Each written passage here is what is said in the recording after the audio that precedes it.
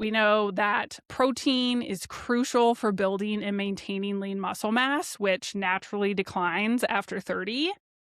The complex carbs are helping us provide more sustained energy and helping regulate blood sugar, helping prevent like any daily energy crashes or mood swings with declining estrogen as we age.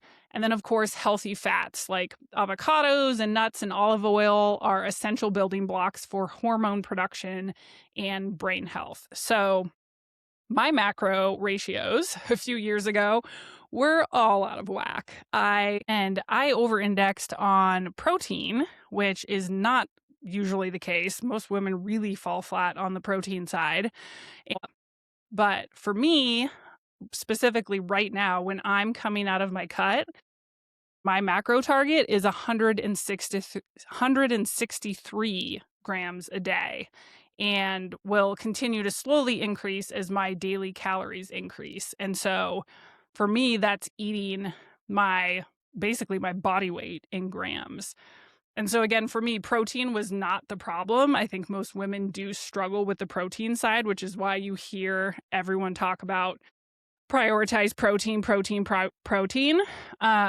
But for me, my problem was that I wasn't eating enough of those healthy fats, definitely not enough carbs, especially given what I needed to fuel my longer runs and workouts. And so I had to course correct my nutrition to get those ratios back into balance and give my body what it needed for that performance and hormone and metabolic health. So you can calculate your own macros. Again, the exact ratio is just so dependent on you and your age, gender, activity level, specific goals, whether you're just lifting versus running.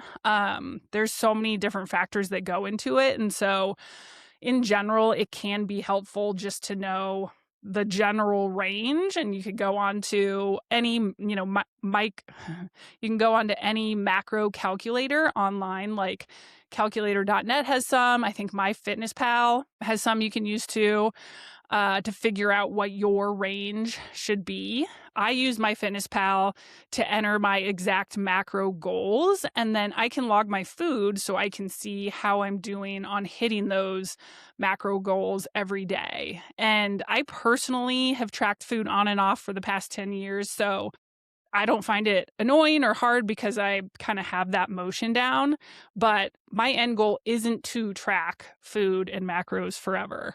It's to retrain yourself and your habits to be able to understand what building a good meal is and to be able to build balanced meals intuitively. And again, I'm getting there. My default is always meat and veggies, so I have to work on getting more of those healthy fats and carbs in there. I used to do eggs for breakfast every morning, and I do still love eggs, but I've started to do oatmeal with some protein powder and almond milk. I do a lot of bowls where I'll throw in nuts and rice or sweet potatoes to get some of more of those great complex carbs in there. Dinner, we usually do chicken, steak, ground bison or fish paired with a complex carb like quinoa, beans, spinach to make it a salad, broccoli or asparagus. And I cook for the family, which does make it so much easier to plan meals and make something that's going to fit with my macros for the day. I know some people plan out their macros and meals for the following day to set them up for success. I'm just not awesome at meal planning, so I just do it on the fly. But it can get you in trouble if you just do it on the fly like I do, because if you go all day with minimal protein and then all of a sudden it's dinner and you have 100 grams of protein left, that's not going to happen. So again, that's why you hear so often prioritize protein, because so many people fall short on that macro specifically. And so prioritizing it up front to make sure you get it in is such a good idea.